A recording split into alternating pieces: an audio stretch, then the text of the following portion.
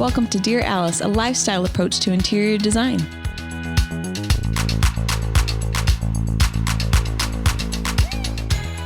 Hello, everyone, and welcome to Dear Alice. Today, we've got Jess and Corey. We are going to be talking about the podcast.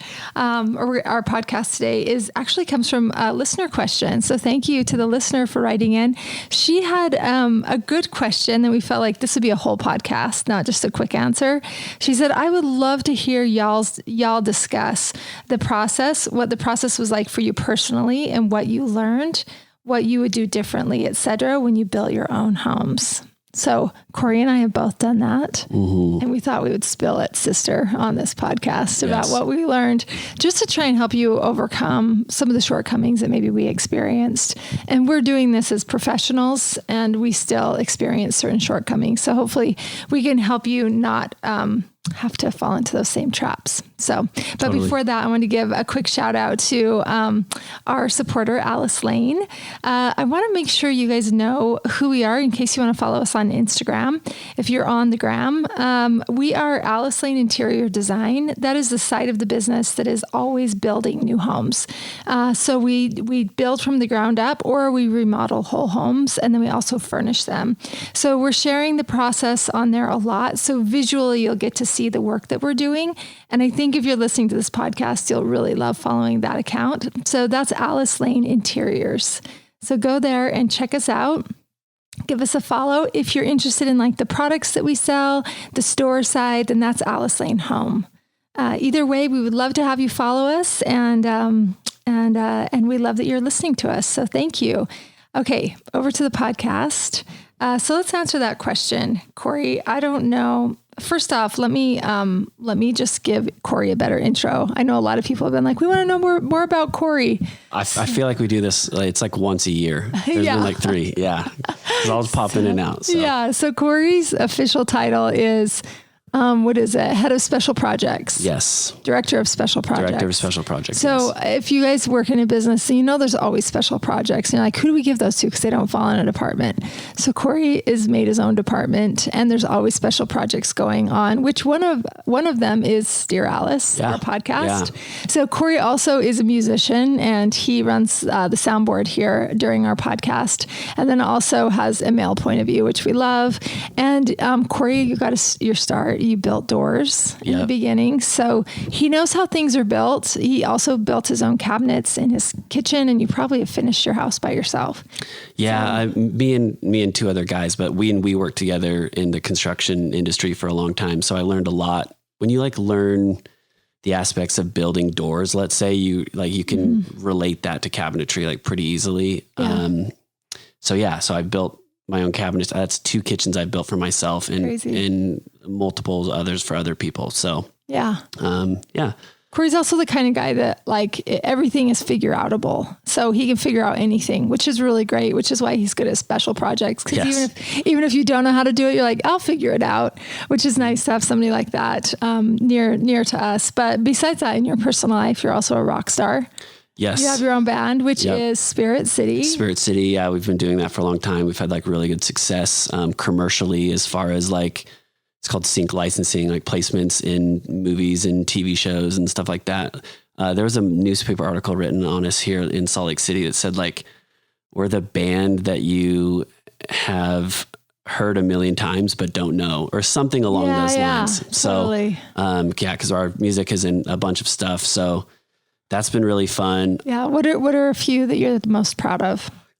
One of our songs is mainly featured in the Spider-Man Far From Home trailer. That's kind of what kicked off that career, but we have stuff all over MTV. The craziest thing is literally we're international. We'll get statements quarterly of where our stuff is at. And it's trending in Vietnam and Indonesia. And it's weird to think that people are listening to these songs that we're writing here in Utah County, but it's cool that it's happened. Cool. So check him out, Spirit City. You're on Spotify and Apple Music and all the places. Yep. Yeah. So good. So amazing. that between that being a dad, working at Alice Lane, which I'm really passionate about, keeps me super busy. Yeah. So. The other special project that we do together is we build all of the Jay Bennett collection. Yes. And source that. And we primarily have it built in Indonesia. So Corey is constantly talking on WhatsApp at weird hours of the day to our good friends over in Indonesia, just insisting that the quality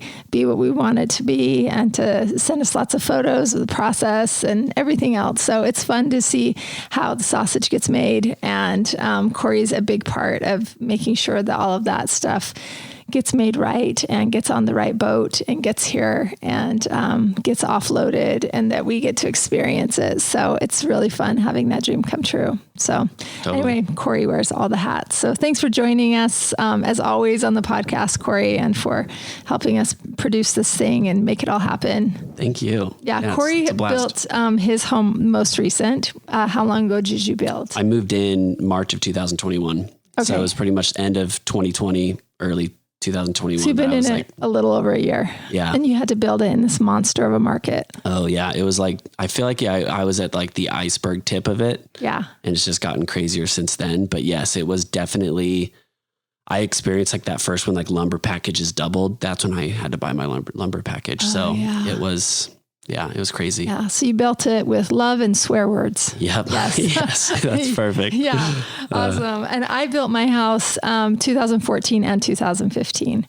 So that's probably a good time to build, right? Yeah, it turns out. Yeah. Who knew? I mean, my interest rate at the time was like 4.5%, 5%, which we're there again. Mm-hmm. So yeah, that was the benefit. Mine was 2.5. Yeah. So which you can't predict. That's probably that's our first bullet point, right? There's just always going to be things that you cannot predict, and you kind of just have to just roll with the punches. Definitely. And probably in your relationship, if you are married, one of you cares a lot about predictable things and likes to control things. Mm-hmm. They should have very little to do with the build, because they're going to find this process to absolutely make them lose their mind. Yeah. It's if you like to make a million decisions, build a house, because that's exactly what it is. You're just going to have to every day make 5 to 10 decisions that you're going to have to live with for however long you're living in the home. So yeah. And you can make those decisions. I always say with time or with money. Mm-hmm. So sometimes the thing that you want is going to cost more money, and you can make that decision, or you can decide not to spend as much money, or time will make the decision for you. Like is what's happening right now in our marketplace, where nothing is in stock. And so if you need to be able to move into your house and get occupancy, then you're like, you know what, that's the faucet I want, but I'm going to choose the faucet that I would never choose or that I like. Okay. Because that's what's available. Same thing with hardware. Like that, the list goes on and on and on. And hopefully whoever's building has a really great builder that you can navigate this process with. And even before you start, they say, we need to get, windows decided on, trusses, appliances, all these things need to be ordered before we break ground, so that they set you up for success, so that your delays don't become crazy, and you can only stay in your rented place for so long, or your house sells out from under you. You have to move twice in the process. So, or if you're paying interest on your construction loan, that type of thing. Yeah, definitely. Okay. So let's talk about what we would do differently when we built our home, like this listener wanted to know. From me personally, I took on a lot of it. I'm a very controlling person, meaning I like to control all the aspects of the projects that I'm working in, which is just not reasonable. It was way stressful. When we did a podcast with Corey Robinson of Robinson Home Builders, he was like, that should be, an awesome process. And it was just really enjoy the build. Yeah. That's the tagline. Yeah. So definitely I would try to partner with someone where you feel like you can hand them the reins, and then they can take it over for you, that match your vision, can stay within your budget, because that can be a highly stressful thing. Yeah.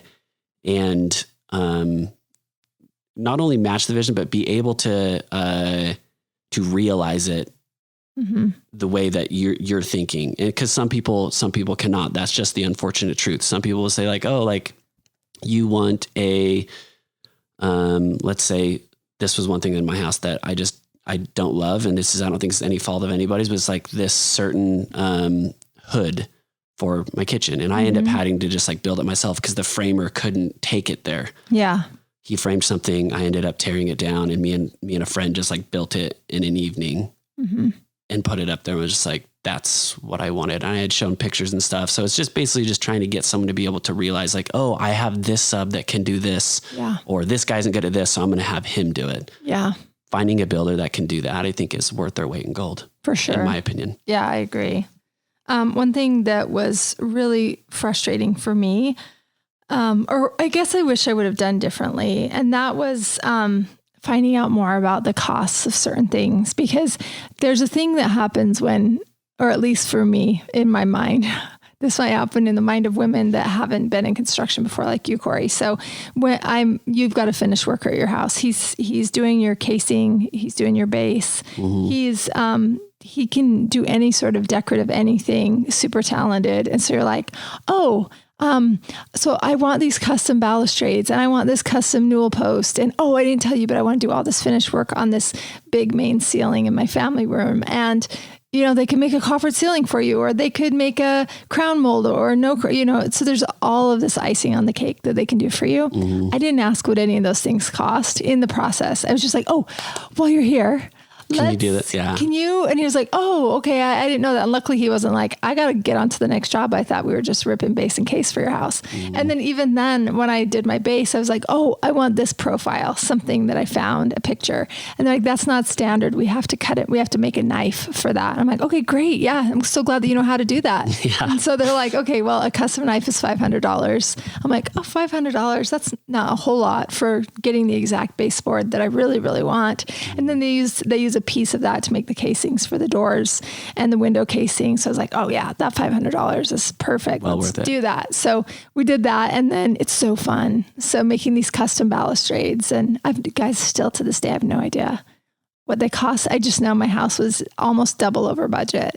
And so that's a really hard thing to explain to the bank and to my significant other, and they just don't understand why and how it got. I'm like, I got a handyman right here. He's saying yes to me. He'll do anything I want. But I didn't ask like, what's the cost of this ceiling going to be? And then try and value engineer it to go, okay, let's do that, but let's take away the box beams, or let's take away that, or maybe use a different cut of wood, on the T&G or something like that. So I probably should have paid closer attention, like to ask him to give me ballpark numbers before I gave him the okay to just finish work the heck out of my house. Yeah. So, yeah. And I think that's like a good point. Like other than upfront, no one likes to talk about money through the process, because no one likes having a conversation. You know what the cost of the house is going to be, but for some reason, the builder didn't know that I wanted to do all this finished work. It wasn't in those plans. So, and sometimes cabinetry isn't all reflected either. Sometimes the builder thinks it's just a kitchen, and you're like, oh no, I want cabinetry in my closet, and I want built-ins in my master bedroom, and I want them in my basement. And, you have the equivalent of 3 kitchens in your house, and you've only bid one. Yep. So yeah, it gets expensive quick. And I think builders, most of the time, they're just building kind of like, within the realm of spec homes. So they're just like, this is what's in every house. And they have like that list, and they put it together, and you get this number, and you're like, sweet, I'm building my dream house for, let's say $550,000, which is very cheap these days. But, and then it ends up being $700,000. And you're like, holy smoke. Well, it's because you did all of this, and it adds up very quickly. Yeah. It did for me. I was like $50,000 over, so 10% over in my home, which actually sounds like pretty reasonable. Especially in 2021. Yeah. Yeah. So I did all my base and case, all my finish work besides my stair system. And all my cabinetry. So if you hadn't done that, I would have been way above 25%, 30. Yeah.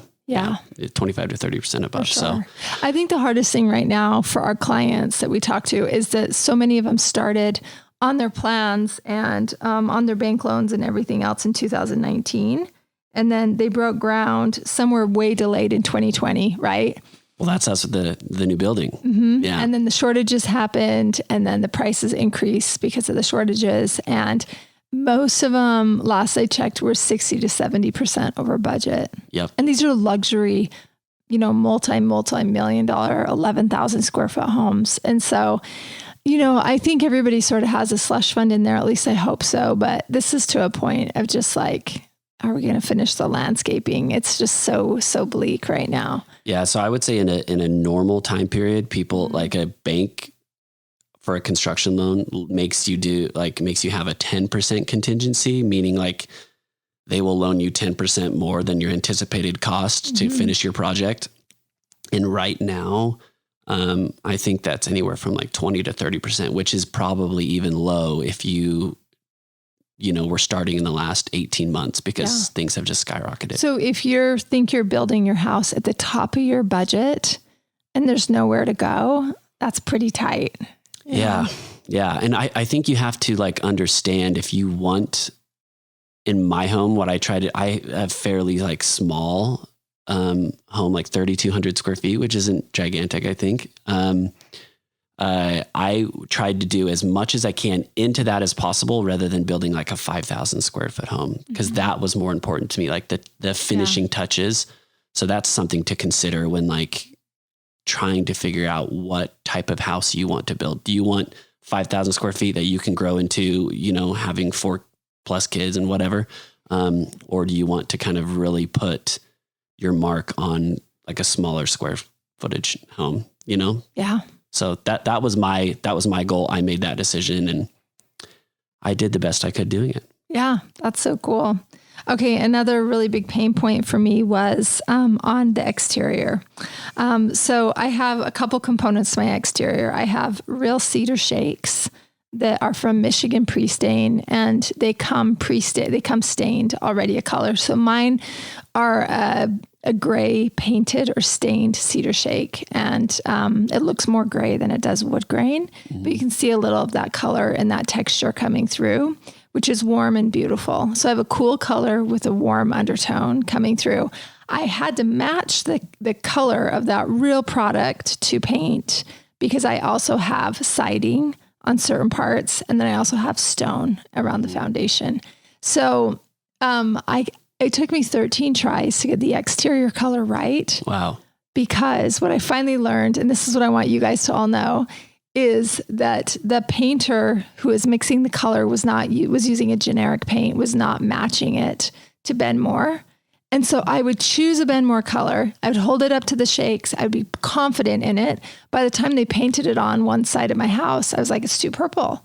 It's too yellow. It's too pink. It's too everything. It was just like, it was like Russian roulette. I could not win. And I started getting in my head, like, I know I do this for a living. This shouldn't be that hard. And I know exterior color is really hard for people to get right. Yep. And so I just wanted to pass forward that if you're choosing a color, get the exact color from the actual company in the right base, because then you'll know that you're getting the exact color of paint that you're speccing. 100%. Otherwise, you can't control that wild card of the generic paint, and you don't know why it's off, but it's off. And then you're trying to choose a new color off of Benmore to go into Russian roulette again. Yep. And so finally, when we figured that out, I was like, I need you to use Benmore paint. And then we finally got there in like 2 or 3 tries.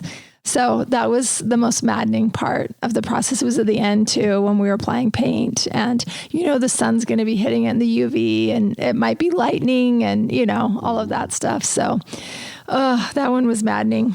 Paint brand. Yes. Yeah, the same exact thing happened with my exterior. It's just when you take a color and you mix it with a different base than what the original color you're looking at you're always going to get a different product. Mine, unfortunately, was like stucco on like the top part of my house. And when you mix that certain color with stucco, it darkened because the base is a lot darker than like the white base they use for paint. So one thing that was just like an oversight, and like I said about like kind of rolling with the punches, we were just like, okay, now we're going to change the brick, the color we're painting the brick and the columns in front and stuff. So we did that, kind of adjusted to it. I feel like any build, you're probably, unless you have like unlimited funds, there's going to be things that come up like that you're just going to have to adapt to and be okay with it. Go in with those expectations. Because if you think it's just going to just roll perfectly, it's going to be a really hard process. Definitely. I think it will start to roll perfectly if you build a lot of houses in your lifetime. Yes. But if this is your first rodeo, second rodeo, and there's been like 7 or 8 years in between the 2 rodeos, then it's going to be different, every time, and you can't control it. Yep. I guess one thing, and I don't know if this is realistic, but I was like, man, what could I tell them? What could I tell the listeners that I wish I had done? And I don't know if this is possible or what your builder's process is, but I wish I had said to my builder, can we meet once a week? Just to be able to keep the accountability there so that he could say to me, I need this from you this week. And I could say, these are the deliverables I have for you from the week before and what wild cards happened this week. But like, you don't ever know when the builder's going to show up, Yeah. And so like, sometimes I'd go and I'd be like, oh my gosh, you're here. What do we need to tell each other? Cause we're here in person, know? And so I just feel like there's a lot that gets lost in translation. Sometimes you go to the house and you're like, what's happened for the last month? You just can't see the progress. You don't know why. So I feel like I would ask your builder before you start, like, what's your process of connecting? Do we meet once a week? Is it every other week? Cause if they're just like, oh no, I got it, I'll call you if I need anything, then you're going to have a lot of frustrating visits to the house when you don't feel like it's moving forward. Yes. And that construction loan is ticking, That's really hard. I would say too, like along with that is builders probably won't like this advice, but be the squeaky wheel, because your builder has a bunch of other projects going on. And if you're not being the squeaky wheel, like you'll get just how we are as humans, like you're just going to get put on the back burner. And fortunately, like I'm like really good at being, in people's ear like that. But I feel like that's a tool that can really help you in a build, because then you'll kind of, keep that communication going and be able to get the things you want, rather than being like, oh, actually that thing that you want that you tried to tell me about 4 weeks ago is now too far out. We don't have the time for it because we're supposed to close in 6 weeks or something, and it's 10 weeks out. Yeah. So that can probably help you avoid some of those issues too. Yeah, that's great. I love that. Okay. A couple things that in our notes that we have is that you cannot predict the supply chain, what it will be doing at the time that you need it and the issues that you're having. Your builder hopefully will be pretty savvy about what he's experiencing on all the other projects, but we have a job that finished months ago and they're still opening the fridge with blue tape because hardware has just been so delayed. Yeah. Yeah. It just takes a really long time. Your appliances are really far way out. My microwave just broke and I was like, oh, I'll just get the same one because it's perfectly cut below my cabinets to fit in. And I don't want to get another maker model because it might not fit in. And it has to be this top down method because it's sitting below my countertops. Mm-hmm. And so I just ordered it yesterday. It's going to take till, let's see, we're recording this in June. It's going to take till September for me to get a replacement microwave. So I'm like, what do I do for my teenagers that microwave everything? Yeah. So I think I have to buy a temporary microwave in the process of waiting for a microwave. Yeah. But for the rest of you, I think you probably have all heard us talk to the appliance experts on here. They're saying 6 months. What we're experiencing is more like, it depends on the brand, but maybe upwards of a year. Mm-hmm. So you're going to want to order those appliances at the very beginning of your build. And along with that, I say just order your hardware as soon as your cabinets are designed so you can just start waiting for it. Yep. That's the name of the game with almost everything right now. Like in a typical job, you would say they go and frame everything and then the window guys come and like frame all the openings and then they order windows. You don't have time for that now. Windows are 16 weeks out. That's average. Yeah. So order the windows before you break ground. Yep. They order windows off of plans now. Crazy. Meaning that like everyone kind of has to be like more sure in their process moving forward, but that's just the way it is. So you almost have to spec everything before a shovel even like gets put in the dirt. You know what I mean? Yeah. Like you're having everything ordered and spec'd, and then when it comes in, it's just being put together. Yeah. So you're really locked into building that house because you got appliances on their way and hardware and windows and it's a different game. It is for sure. Besides time making decisions for you, HOAs and cities can also make that decision for you. Yeah, we, where I live, there's no HOA. I don't know. Your house is not right. I don't have an HOA. No, that's not true because my driveway My garage faces the street where my garage is on the same side as the house as the front door is. So it's not on the side of my house like a lot of people. So my driveway had to be wider because it's a 3-car garage. So it kind of starts narrow and then widens way out. And it was too much concrete for the HOA. Oh, for probably the city CC&Rs? Maybe that was it. Yeah. So there will always be like requirements that an HOA has. If you don't have an HOA, there's going to be city CC&Rs. I don't know what that stands for. I don't remember, but it's basically just rules and regulation that your city has put on for that neighborhood. Got it. It was the same thing for mine.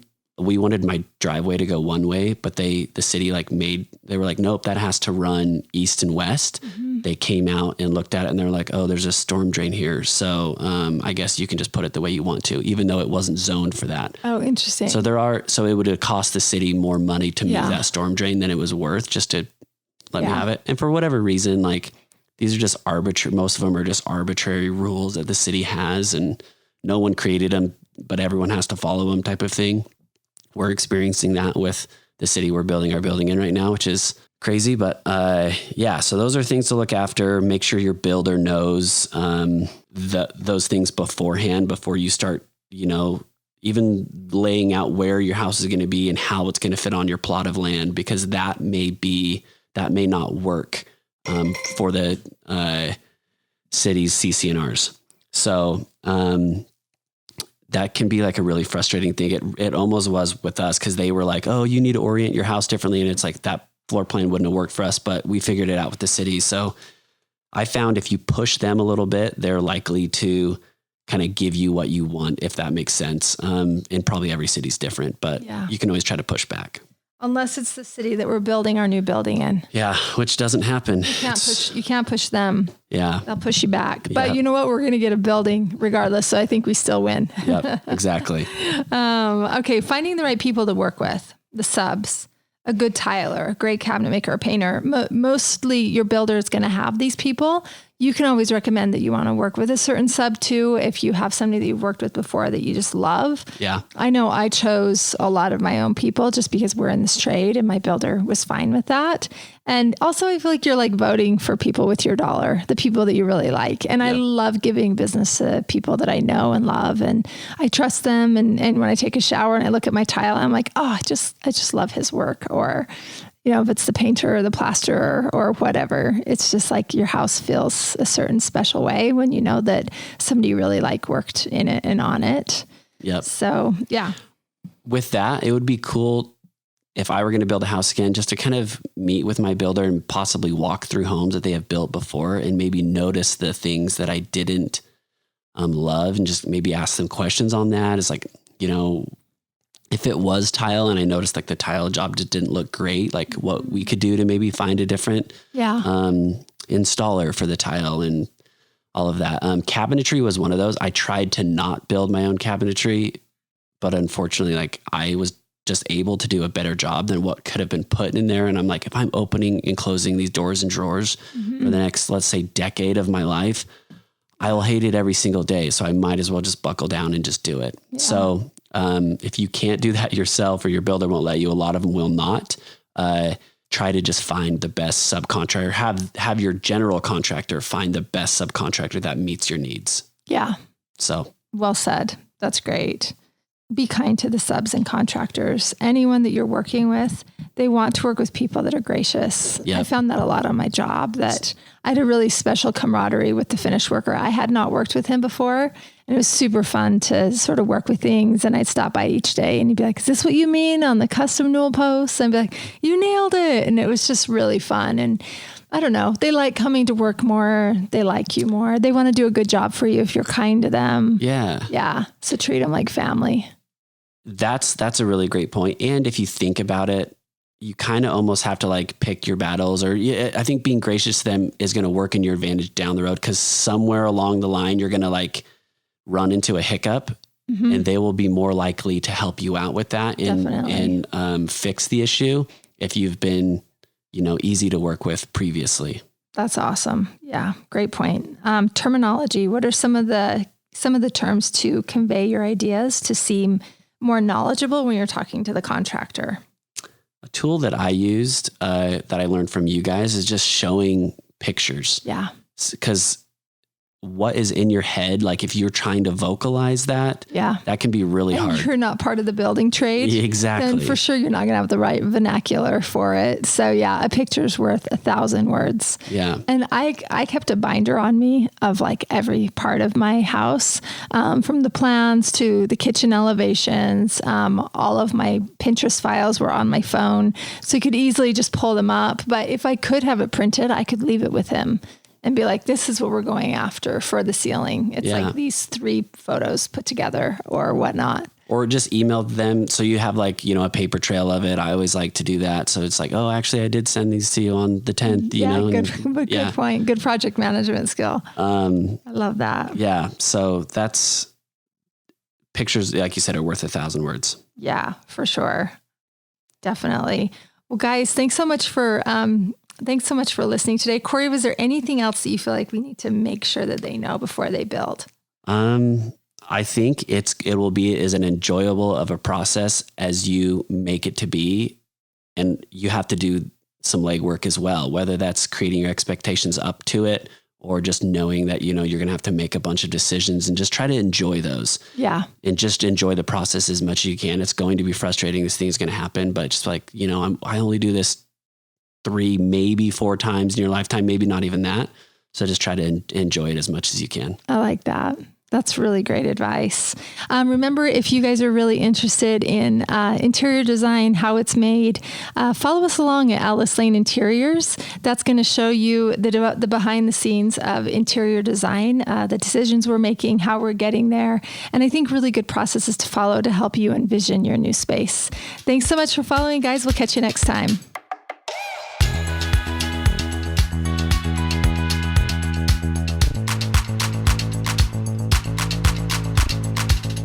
Hey, thanks for listening. If you like our show, please leave a 5-star rating.